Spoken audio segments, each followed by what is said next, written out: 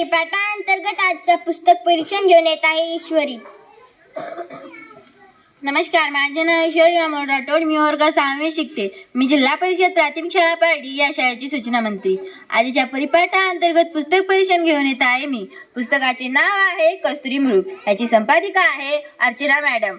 याचे प्रकाशन आहे गुरुमावली आणि याची किंमत आहे 50 आणि याची पृष्ठसंख्या आहे 28.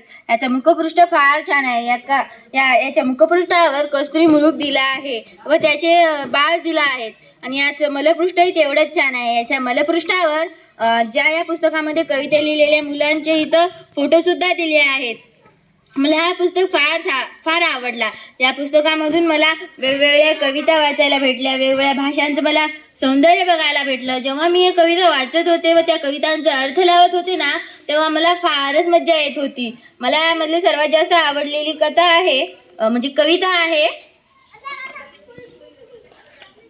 परी ग परी. ही कविता लिहिली आहे शिमर शेख. ही कविता फारच छान आहे. मला ही कविता फार आवडली. आणि या बघा, कवी किती छान असतात. ते कधी आपल्याला आपल्या डोंगराकडे नेतात, कधी शेतात नेतात, कधी आकाशामध्ये नेतात, कधी सूर्याकडे नेतात आणि काही कविता तर आपल्याला आपल्या आईच्या मायेपाशी नेतात. यामध्ये फार छान छान कविता आहेत.